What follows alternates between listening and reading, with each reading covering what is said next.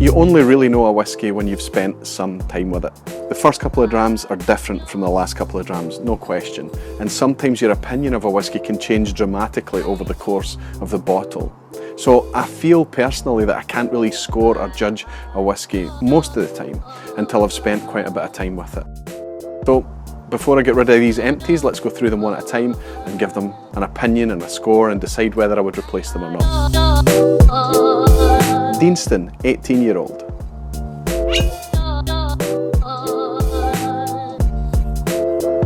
Pretty much loving everything that's coming out of Deanston right now. Burn Stewart are doing great things with their whiskey, not least because they're non-chill filtered, 46%, all with age statement. Just really good whiskies and good value as well. This 18-year-old was fantastic, and certainly I would replace this again. This is a 9 out of 10 whiskey. Ardmore, peated space cider. This is the 46% non-chill filtered traditional Ardmore. Doesn't come with an age statement, doesn't talk about natural colour, but it's non-chill filtered and at 46%, and it costs somewhere between 20 and 25 pounds, and it's actually a really nice whiskey. I would give this a 7.5 to 8 out of 10, but if you really want to try Ardmore, I would look out for independent bottlings. This is a difficult bottle to throw away because it's just a thing of beauty. The glass is really, really heavy, and look at how it's coloured and this big, heavy metal top. And the whiskey that was inside this, I have to be honest, for non-age statement whiskey was pretty fantastic. There was a roasted chocolate malt that they used in this. I have to say, as a whiskey experience, it was pretty good, pretty fabulous even. It was very, very rich, very dark, very enticing and seductive as a whiskey. It's not the type of whiskey that you would have more than 1 dram or 2 drams of. I would say it's quite rich, and it is very expensive. But nevertheless, if you're able to try this whiskey, try it. This is a 9 out of 10 for me, and I don't care that it's non-age statement. And it's probably about the only thing that I've really, really enjoyed from Glenmorangie in the last while. 9 out of 10. Auchentoshan, 3 wood. Not bad, not great. 7 out of 10.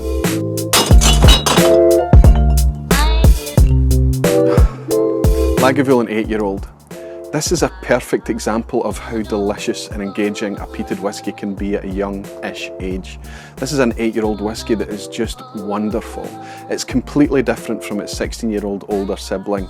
It's just very seductive, it's just very sweet and crisp and clean and fresh, and at the same time dark and just wonderful, and just, it's not that expensive. It's about 50 to 55 pounds.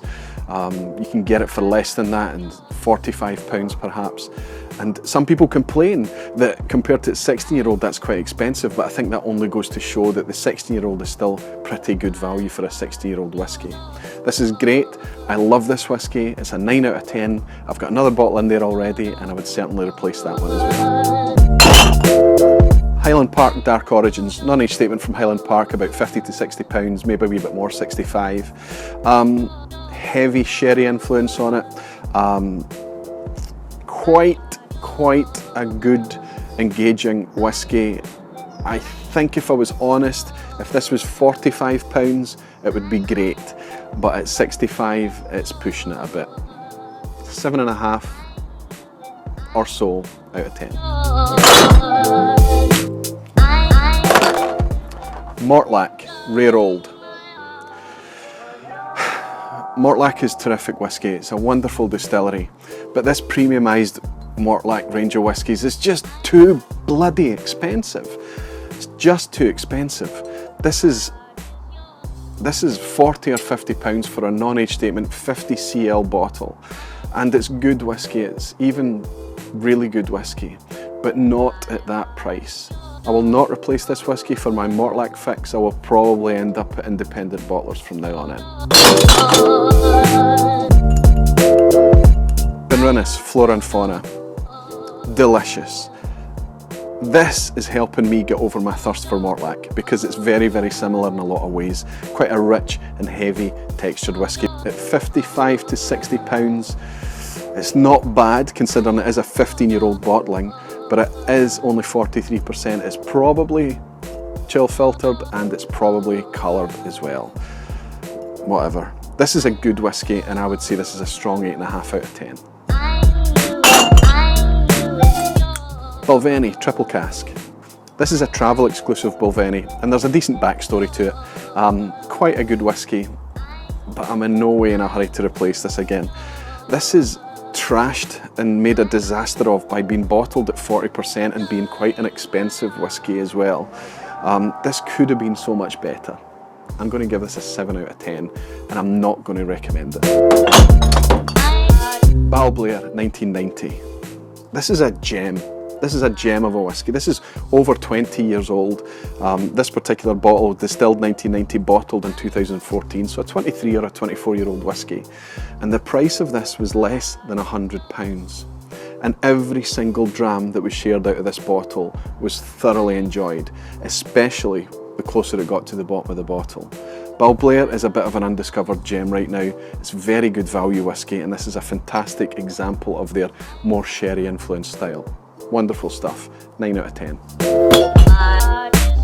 Glengarry 12-year-old. Didn't like this much when I first opened it. It got really terrific when it got close to the bottom of the bottle.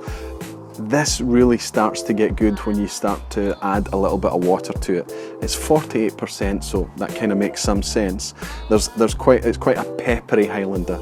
I would say that I would have another Glengarry 12-year-old in the cabinet again at a decent price. This I would give 8 out of 10. Highland Park 21-year-old. Highland Park is a pretty terrific distillery, but I find over the years that consistency-wise it sometimes waxes and wanes a wee bit, and some bottles can be really terrific and other ones can let you down a wee bit. This was somewhere in between the two. I felt I wanted more from a 21-year-old than this actually delivered, but it was still fabulous whisky. And given how expensive it is to buy an aged Highland Park right now, this is probably your most affordable official bottling. I have to be honest though, if you're looking for an aged Highland Park, I would look at an independent bottler. If you got this at a decent price, buy it. It's a good 8 out of 10 for me. But if it's expensive, walk on past. Dalmore 15-year-old. I'm trying to think of something redeeming to say about this whisky.